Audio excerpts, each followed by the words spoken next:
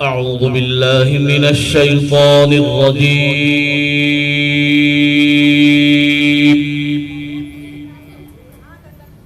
بسم الله الرحمن الرحيم.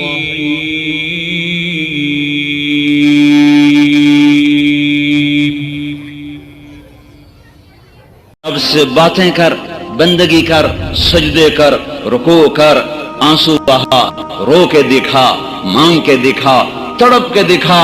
بدبخت ہے وہ وجود جس پر ساری رات گزر گئی اور اس کی فجر بھی گئی، عشاء بھی گئی.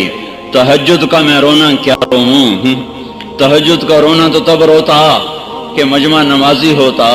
یہاں تو فرض نماز ہی ختم ہو گئی ہے، تہجد کے رونے کیا روئے جائیں. میرا اللہ تعریف کر رہا ہے رات کو اٹھنے والوں کی.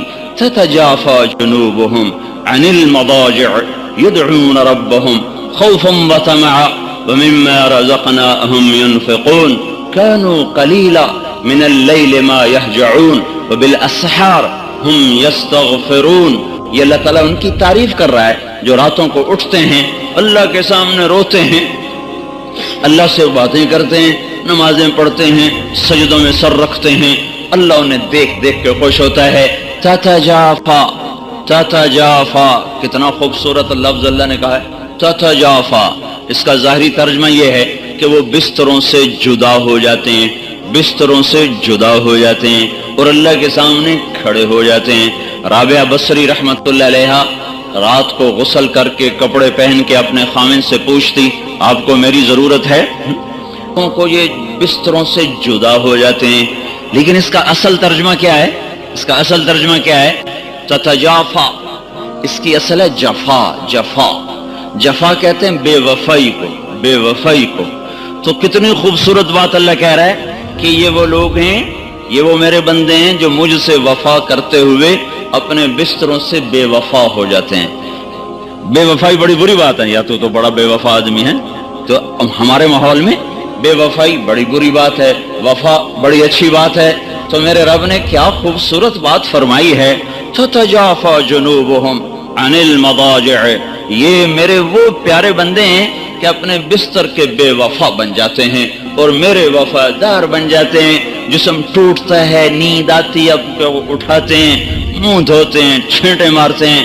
آپ نے فرمایا مبارک ہو اس شخص کو جو تہجد میں اٹھا، وضو کیا، مصلی بچھایا، پھر بیوی کو بھی اٹھایا، وہ نہ اٹھی تو اس کے منہ پہ پانی کے چھینٹے مارے. پھر آپ نے فرمایا مبارک ہو اس عورت کو جو رات کو اٹھی، تہجد کا وضو کیا، پھر خامند کو اٹھایا، وہ نہ اٹھا تو اس کے منہ پہ پانی پھینکا، پھر دونوں اٹھ کے اللہ کو منانے کھڑے ہو گئے. اللہ ان کو دیکھ دیکھ کے خوش ہوتا ہے. ان کو دیکھ دیکھ کے آسمان کے در کھل جاتے ہیں، عرش کا در کھل جاتا ہے. جیسے ماں بچوں کو پیار سے نہیں دیکھتی، اس کی نظریں قربان ہو رہی ہوتی ہیں، اس کے چہرے کے جذبات دیکھنے کے ہوتے ہیں. ایسے ہی میرا رب اپنے اس بندے اور بندی کو ان محبتوں سے دیکھتا ہے جن محبتوں سے ماں نہیں دیکھ سکتی. 70 کا لفظ عربی زبان میں ہوتا ہے کثرت کے لیے، نہ کہ عدد کے لیے. میرے رب کو اپنے بندے سے پیار ہے جس کا کوئی عدد نہیں، جس کی کوئی حد نہیں، جس کا کوئی حساب نہیں ہے. اللہ تعالیٰ نے فرمایا داؤد، اے داؤد، اگر ان مردان کے نافرمانوں کو پتہ چل جائے، یہ نافرمان مردوں عورتوں کو پتہ چل جائے کہ میں ان سے کتنا پیار کرتا ہوں، صرف ان کو یہ خبر ہو جائے کہ ان کا اللہ ان کی ساری نافرمانیوں کے باوجود ان سے کتنا پیار کرتا ہے، تو ان کے جوڑ آپس میں جدا ہو جائیں، اکٹھے نہ رہ سکیں.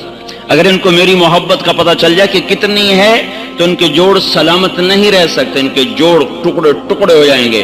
اللہ تعالیٰ نے کہا اے داؤد ایک بات تو بتا، جب میں نافرمانوں سے اتنا پیار کرتا ہوں تو فرما برداروں سے کیسا پیار ہوگا میرا؟ فرما برداروں سے میرا پیار کیسا ہوگا؟ پھر اور سنو، یا داؤد بشر المذنبین، داؤد جاؤ جاؤ میرے نافرمانوں کو بشارت سناؤ. نافرمانوں کو کوئی بشارت دیتا ہے؟ نافرمانوں کو تو ہر کوئی ہتھ کڑی لگا. یہ پولیس والے نہیں کھڑے، ہتھ کڑی لگاؤ، چور ہے، ڈاکو ہے، ہتھ کڑی لگاؤ.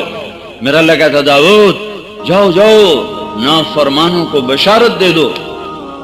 کہ اللہ ان کو کیا بشارت دوں؟ کون سے کہو لا يتعاظم علی ذنب ان اغفرہ، میرا بندہ تو جتنے مرضی گناہ کر لے، جتنے مرضی منہ کالے کر لے، ایک دفعہ کہہ دے یا اللہ میری توبہ میں سارے معاف کر دوں،